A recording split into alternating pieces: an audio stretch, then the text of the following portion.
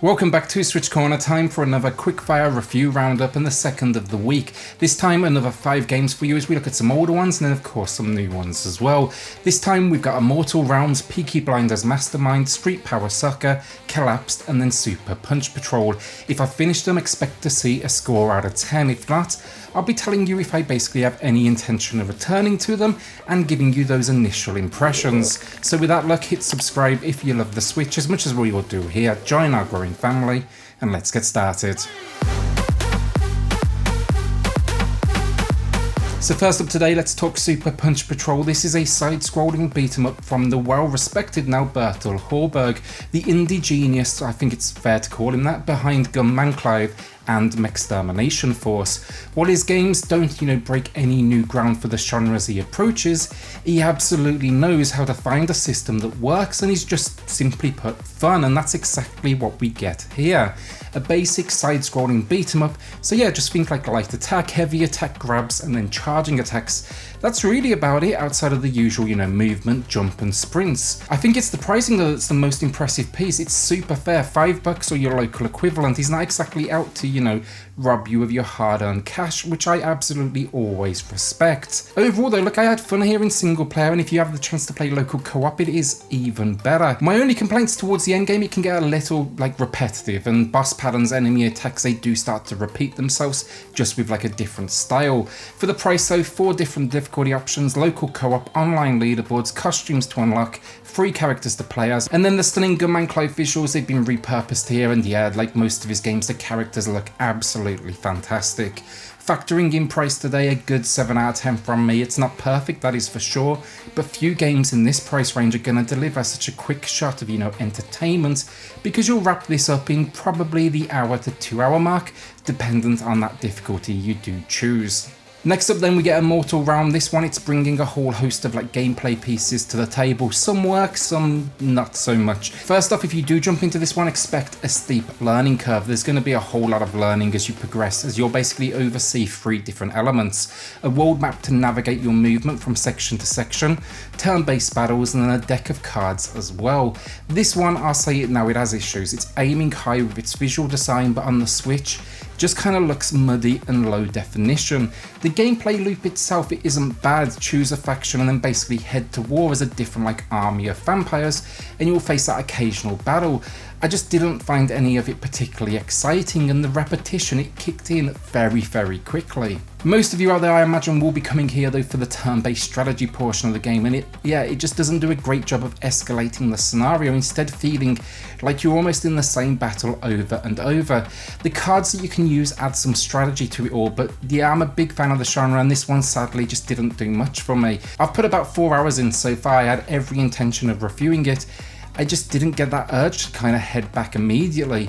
For me as well, the price point way too high. My suggestion, if you're absolutely a diehard turn-based strategy fan and you played everything else out there, go ahead. You'll find things to like here. Everyone else, wait on a deep sale. I'm thinking at least 50% off before I can truly get behind it. Now, do I intend to finish it myself? I'll say one day. As I say, it's not a bad game, just very mediocre, but definitely not today. Way too many better games out there to play first. So Street Power Soccer now, or at least in the US, football everywhere else, a game I was ready to hate honestly, and it wasn't as bad as I expected.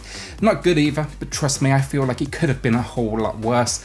I kind of went in, to be frank, expecting broken, and for the most part its ideas actually kind of almost work.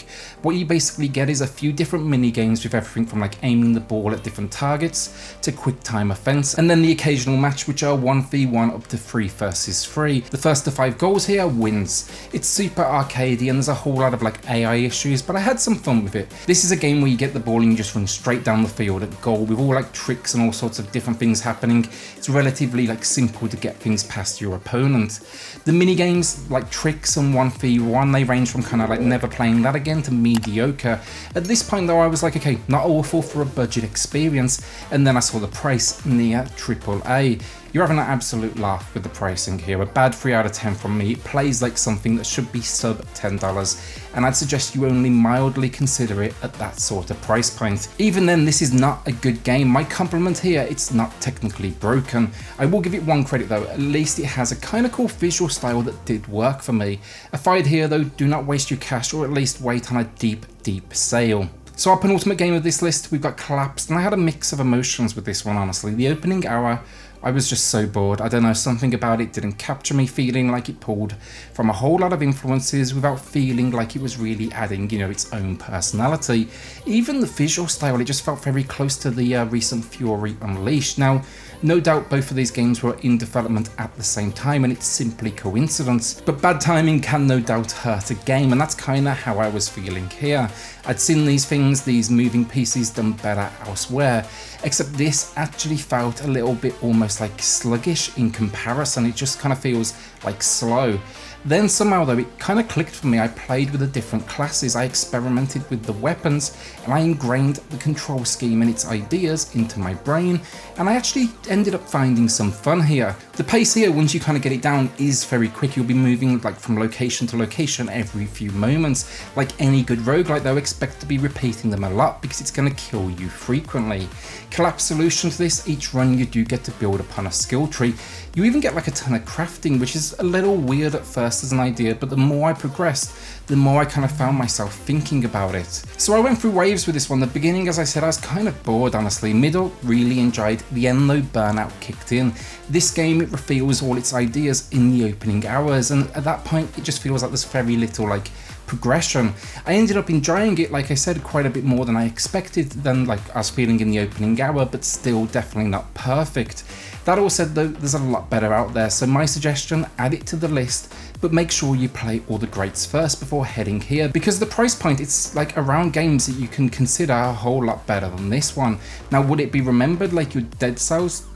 Absolutely not, but it does have some good ideas that I'd like to see built upon in a sequel, and no doubt it will get its own like small following. For me right now, I'd recommend waiting on a sale first off. I don't think it quite justifies its price point, but I'll be giving it an above average 6 out of 10.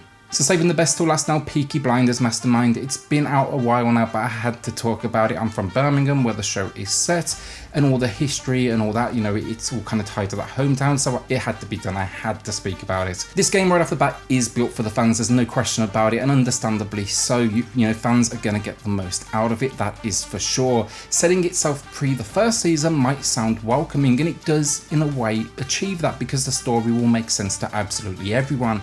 But it's not really out to introduce the characters or add any real depth for someone that doesn't know them. What they absolutely nail though is the writing, the way these characters speak. It's captured perfectly in text, and while I do wish it was voice acted, it kind of makes sense given that would no doubt require some sort of monster budget. I never thought though, I'll say at this point, I would see Small Heath in a video game, that is for sure. That's the area this is set in. Why I would recommend this game to everyone though, the gameplay is incredibly creative and also somewhat challenging to explain. Basically, you get a puzzle game here where you move your squad around this world in real time, something like 2-3 different people at once. Where it gets challenging though is working out your character's movements, as you'll nearly always be controlling more than one. So let's say you want to distract a guard, you walk up to them and you talk to them, let's say for like 30 seconds. This is now where it gets interesting. You then rewind time. Rewinding time is a big kind of function within the game. Here though, once you've rewound pre-conversation, you take control of the second player and you move them past the guard in the shadows during this conversation. The game is a constant thought process of how do I leverage their skills to make that next step. Even let's say a locked door, one needs to open it from one side while the other one walks through. It's interesting, and I respect they didn't just go for like a shovelware route here. Instead, what we get here is actually interesting gameplay where the Peaky Blinders link is an absolute bonus instead of what they are actually trying to sell the game off of. Issues wise, the performance is definitely questionable on the Switch, and the more complicated it gets, the more like frame rate drops you can expect to see, and I'll put it out there now, they can be pretty severe. Honestly, I don't think it's that much of an impact in a game like this, but each to their own. Then difficulty wise, it's a little too easy for too long, and I think they could have ramped things quicker over the 10 mission campaign. This one though caught me off guard honestly, and I'm a fanboy of the Peaky Blinders, I'll put it out there now, but a good 7 out of 10 from me. If you don't grab it immediately, strongly consider it once it sees a discount.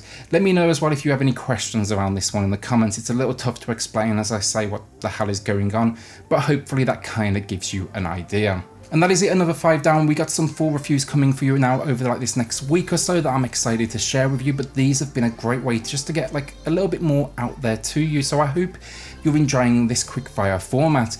As always then, like a shout out to the patrons who are just going above and beyond to support SwitchCorner. Helps a huge amount, so thank you all so much. If you want to check that out for yourself, it is linked in the video description down below.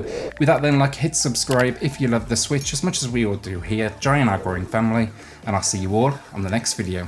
Thanks everyone.